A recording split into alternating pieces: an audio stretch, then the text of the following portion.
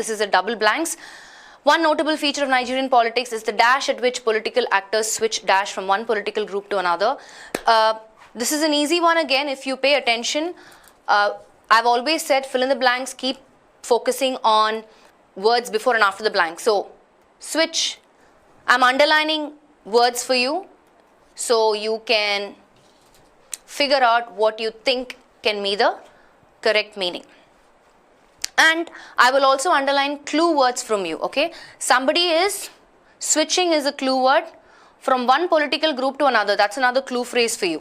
What do you think can be the answer option? Answer options are option 1, occurrence, association, option 2, frequency, allegiance, option 3, happening, relation, option 4, system, assistance, option 5, repetition, resistance. Okay. Yeah, look for collocations. Look for collocations. Okay, most of you are coming back and saying 2, and that is the correct answer, right? The collocation is, it's always the frequency of something or the frequency at which something happens. And in our context, it's the second collocation. So what is happening? Actors are switching allegiance. What's the meaning of this? If you know the meaning of this word, you will close your eyes and pick option 2. Allegiance means loyalty or commitment. Either commitment to a cause or a specific group, okay? So the answer is allegiance. Yeah, it was pretty easy. Let's move on. Faithfulness, yeah, loyalty, being faithful.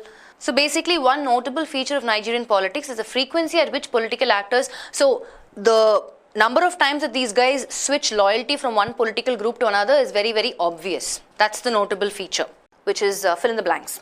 Having high tea at Buckingham Palace can have a lot of dash in your social circle, but the genteel way you sip your tea can have a lot of dash. Now, if you look at the words, right?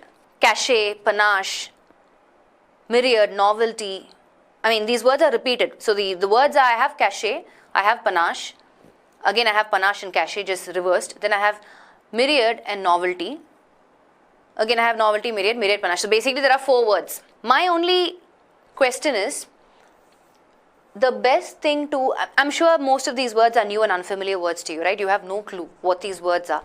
So, which means I need to rely on the context, right? We're going to look at the context, figure out what meaning the context is bringing. But at least from the options, that one word, panache, I'm able to quickly relate to it. How many of you remember, it's an old movie actually, it was a 2008 movie of Priyanka Chopra's, Fashion. Are you guys familiar with that movie? How many of you watched that movie? Do you remember the major modeling agency's name, Arbaz Khan's modeling agency's name? What was it called? Panache, right? It was called Panache, if you remember. Yeah, we're going to look at that, Laksh. So I'm trying to, usually what I do is, I have this habit of relating words immediately to something that will help me remember, right? Yeah. So, panache. What's the meaning of panache? It's something to do with style, something to do with fashion, it's something to do with glamour. Exactly, right? So, that's how I remember the meaning of this word. Actually, the actual meaning of panache is that. It is style, glamour, all of that. Let's go back. So, panache means style, flair, other meanings. There are a lot of synonyms. Dagger, just for you to know. Verve, dash. I'm sure all these words also are new words for you. Swagger, right? These are all synonyms of panache. I am able to relate to that. Now, what about cachet? Let's look at the context for this quickly. That's the only word that I could quickly relate to, nothing else. So, let's look at the context and see if that can help us. Yeah. Having high tea at Buckingham Palace, okay. All of you know Buckingham Palace? It's the royal residence, right? Royal family, London residence. It's the administrative headquarters of the reigning monarch of UK. It's located in the city of Westminster. So we are talking about royalty here. Having high tea at Buckingham Palace can have a lot of dash in your social circle, but the genteel way you sip your tea can have a lot of, I need the words. Now, let's go back and understand these words, okay? Basically, I'm sure you don't know the meaning of cachet, you don't know the meaning of myriad or novelty. Now, this is Buckingham Palace for you, okay? Take a look at Buckingham Palace. It's just so rich. It's awesome. Imagine you being invited to this palace.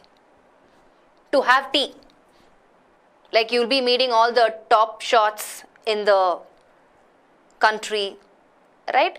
Isn't it something to do with prestige, right?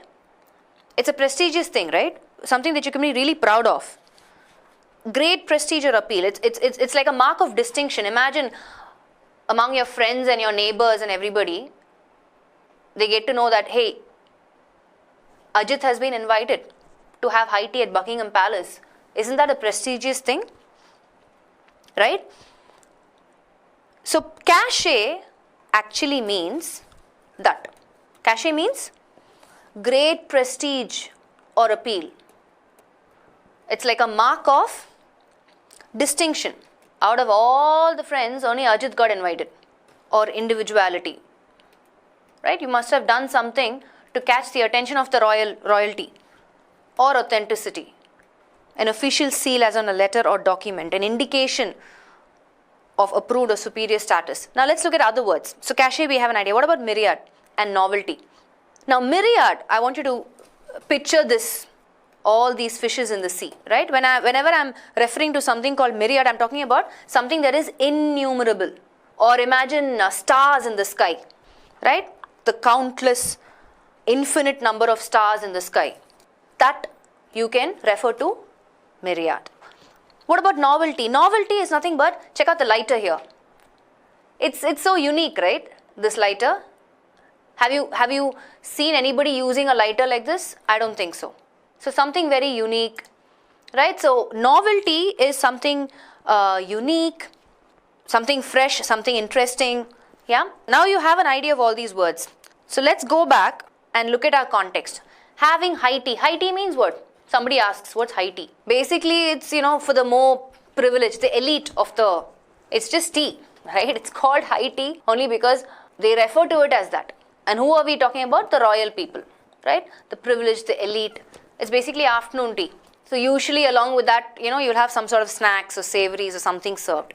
Anyway, so having high tea at Buckingham Palace can have a lot of what? Novelty means unique. So let's put down here. So myriad, we said innumerable. I want you to retain the image of either stars in the sky, innumerable stars in the sky, or the fish in the sea, right? A large number. Novelty, we said something unique, something new, refreshing, fresh. So now, if you look at the context, what do you think will be the right option? Having high tea at Buckingham Palace can have a lot of what? In your social circle, that's a context for you, right? In your social circle, ma'am, answer, okay, you want the answer, fine. The answer is, yes, Vikas, you're right. Having high tea at Buckingham Palace can have a lot of cachet. It's of great prestige, appeal, mark of distinction, individuality, authenticity. But the genteel way you sip your tea can have a lot of style, panache. Absolutely, option 1. None of the other options will fit. Genteel means what? Anybody? I want you to apply context clues and figure out the meaning of these words. Very refined way of doing thing, right? Instead of gulping it down, as we see in the movies, right? They usually show people, doing that and gulping it down. But you're at Buckingham Palace, you're with the royals, so you're having tea. So you're sipping it, very refinedly, as though this is the first time you're having tea. So either ways, genteel means in a refined manner, right? Polished. Everything is done by you properly. I would not say polite, though genteel has the meaning of polite in other contexts. In this context, we're talking about, you're drinking tea properly. Yeah, you're being very cultured, right?